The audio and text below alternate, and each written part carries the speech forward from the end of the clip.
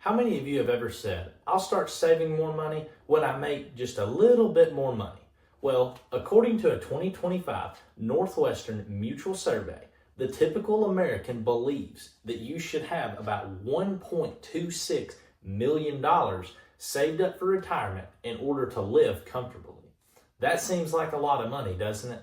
Well, as young men and women on the verge of entering the workforce, learning how to save for retirement early can ensure a more secure and more stress-free future post-retirement. I've looked at multiple reliable resources from many banks and financial advisors on making the best choices for you regarding your retirement.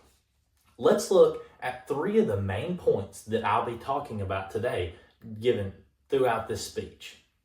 Number 1 is setting your retirement goals. Next, we'll follow up with choosing the best savings account for you. And finally, we'll wrap it all up with picking out a consistent saving strategy, plan, or some goals to help you make sure that you're saving consistently throughout the years. Let's get into point number 1, which is your retirement goal. Many financial advisors say that you should replace 70 to 80% of your total income in savings.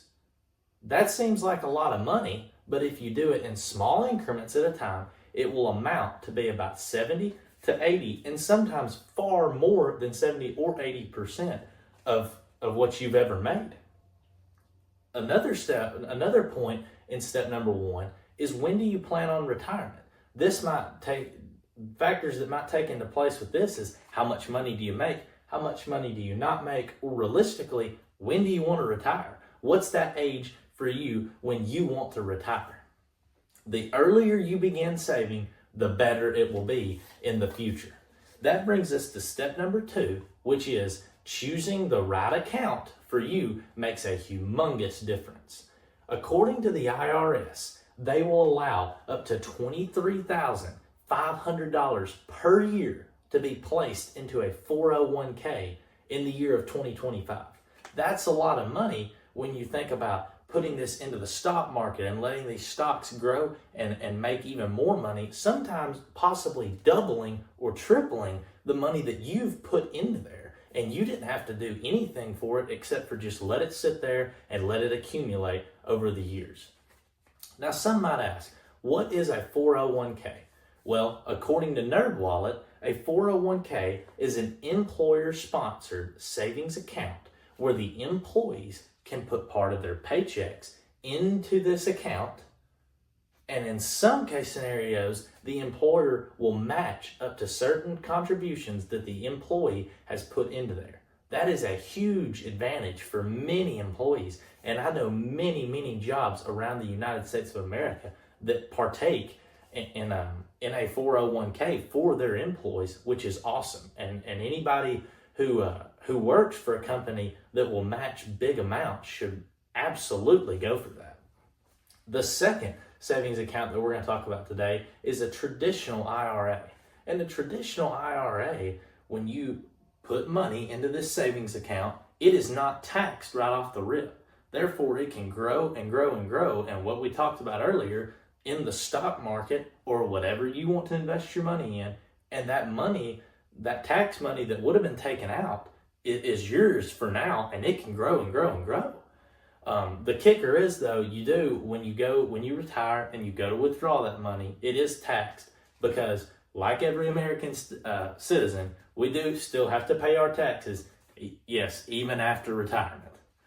The third and final account that we're going to talk about today is a Roth IRA.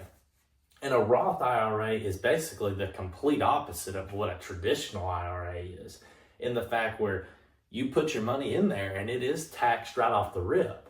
But when you go to retire and you go to withdraw some of this money, it's not taxed, and it won't ever be after you start withdrawing it, unless you start putting some more money back in, and of course it will be taxed then.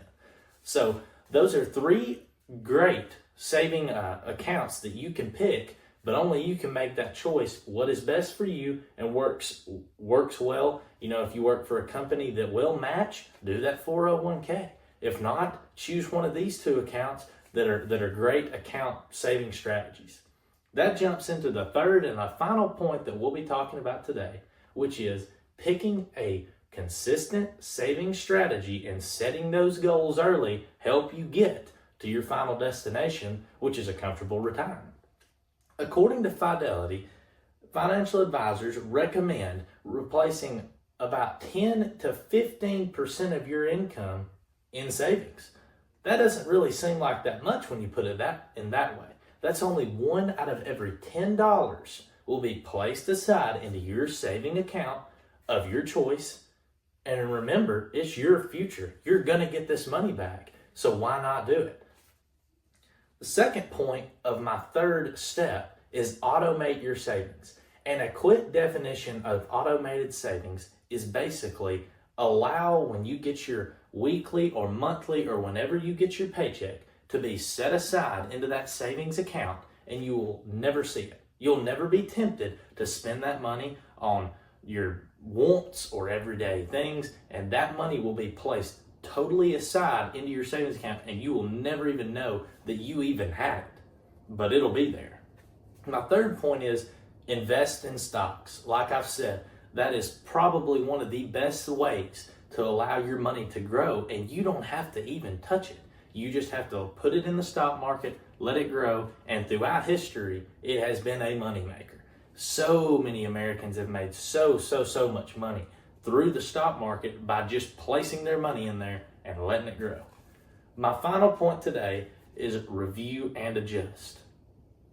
Yearly, meet with your advisors or look at your savings account and see what you need to do. Make adjustments. Maybe sometimes you look at it and you say, I need to put some more money in there in order to reach my goals. And sometimes you can say, well, I'm putting too much money back and I'm way past my goals. I can stop putting as much money in there. It is completely up to you, but you have to know what's going on with your money.